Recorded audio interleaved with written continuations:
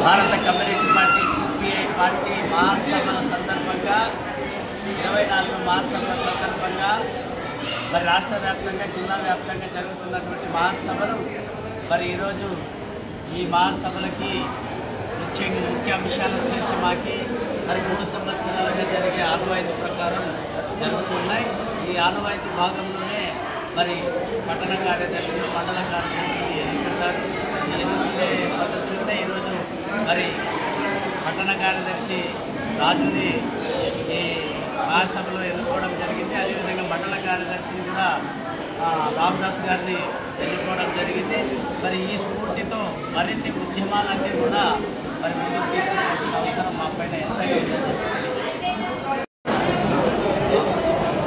ఉంది.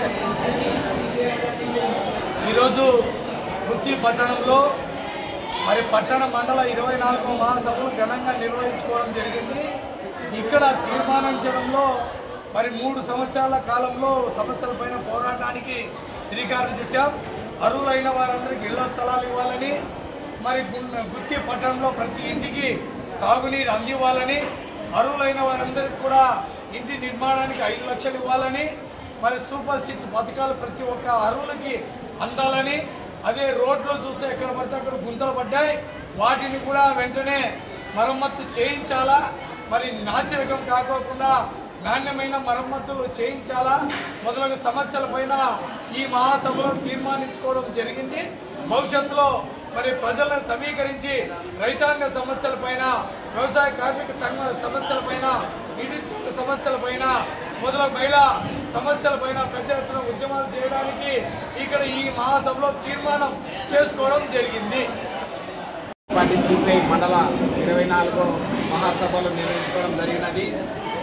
దీనికి ముఖ్య అతిథులుగా రాష్ట్ర కార్యదర్శి వర్గ సభ్యులు జగదీశన్న గారు, నియోజకవర్గ కార్యదర్శి వీరభద్రస్వామి గారు, మండల కార్యదర్శి రామదాస్ గారు, పట్టణ సహాయ కార్యదర్శి నజీర్ గారు ఎన్నుకోవడం జరిగినది.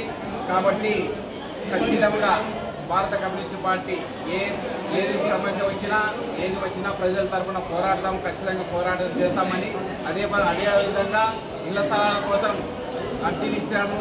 అదే అర్జీలని స్వీకరించి ఖచ్చితంగా వాళ్ళకి పట్టాలు వచ్చే వరకు పోరాడతామని పట్టణ పార్టీ తరఫున విప్లవాలను తెలియజేస్తాము.